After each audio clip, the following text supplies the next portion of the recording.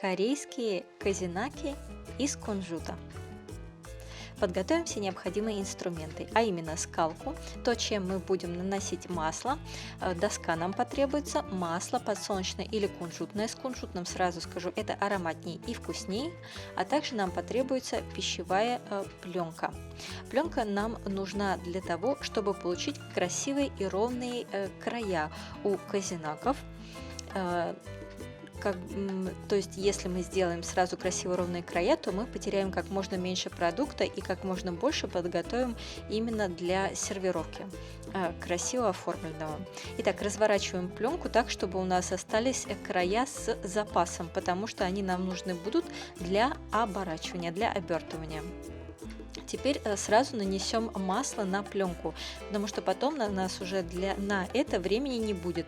На края тоже нанесите масло, на те края, которые мы будем оборачивать. Теперь нам потребуется сахар. Мы будем делать сахарную смесь. Сахар нам нужен в объеме 25 грамм на наши 50 грамм кунжута. Также нам потребуется 1 чайная ложка воды. Выливаем ее прямо на сахар в серединку. И также нам потребуется сироп в объеме 2 столовых ложек на наше количество. В Корее используют рисовый сироп, но это не принципиально, можно использовать любой сироп, какой у вас есть. Теперь мы на очень-очень медленном, тихом огне должны будем нагревать эту массу, постоянно вначале помогая ей распространиться. И затем, когда вы увидите первые пузырики, когда она начнет пузыриться, можно будет взять деревянную ложку и немного ее помешать. Когда масса достигнет достаточно такой вязкой консистенции, то тогда она готова к тому, чтобы закладывать туда кунжут. Кунжут нам нужен обжаренный, не сырой, от 50 до 75 грамм. И мы закладываем кунжут и сразу все это быстро перемешиваем, достигая однородной массы. Собираем весь имеющийся сироп, всю сахарную массу и все это смешиваем, как бы похоже на кусок однородного теста, такую массу. И сразу же прямо со сковороды ее теплую снимаем, собирая все остатки и выкладываем на прежде подготовленную поверхность с пленкой. Никакие части не теряем, помогаем себе еще одной ложечкой и все снимаем, но все это достаточно липкое, вы это учтите. И сразу же распространяем немного эту массу по пленке.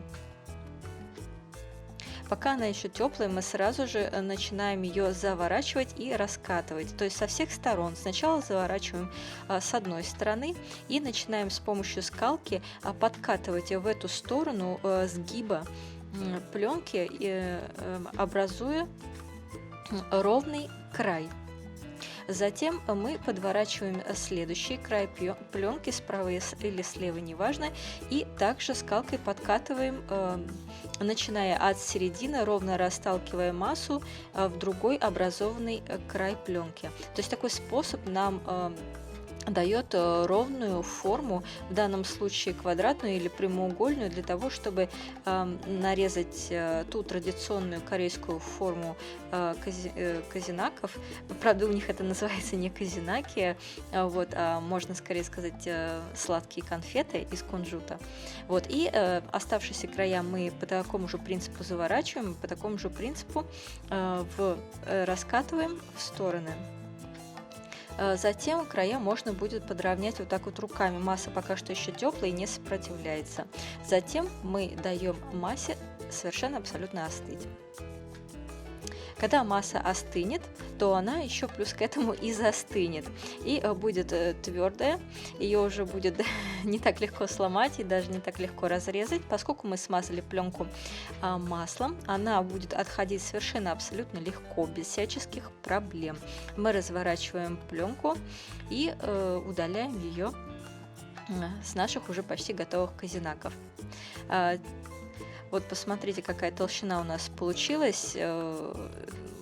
толщина, но зависит от вашего уже желания. Вы можете сделать их достаточно тонкими или более плотными. Вот. Теперь нарезаем. Я нарезаю так, как в Корее это делают традиционно. Сейчас в современной Корее есть очень много разных способов, как делать вот эти казинаки из кунжута, и совершенно разные формы, даже в виде ролла они делаются.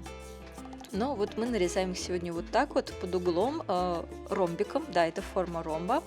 И для того, чтобы все они получились одного и того же размера, мы после того, как разрезали их на полоски и образовали первый ромб, можем использовать одну уже из имеющихся форм ромба для того, чтобы образовывать новый такого же размера, просто-напросто накладывая ее на полоску.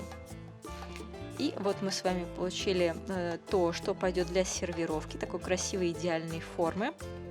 А те кусочки, краешки, которые остались от полосок, они, поскольку они тоже достаточно симпатичные, за счет ровных краев, которые мы сделали, их можно просто сложить в какую-нибудь отдельную пиалочку и оставить у себя на кухне для быстрого такого перекуса.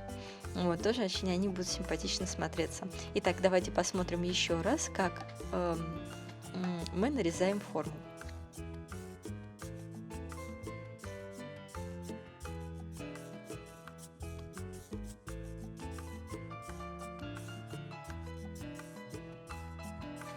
Настало время сервировки. Это всего лишь один из способов, основных способов, как это подают в Корее на стол. Если вы, например, зайдете в Инстаграм и забьете туда по хэштегу корейское название, которое можно найти у нас в описании и в тайтле этого видео, то увидите множество всяческих других интересных способов сервировки. Вот такая красивая звезда или цветочек у нас с вами получился. И самый вот этот вот центральный последний кусочек, мы его красиво оформим цветочков из кедровых орешков. В Корее кедровые орехи в кулинарии используются очень активно и в основном для декорации блюд традиционной кухни. Вот если вы увидите на орешке вот такой вот коричневый кончик, его нужно удалить, прежде чем класть. И вот такая красота у нас получилась.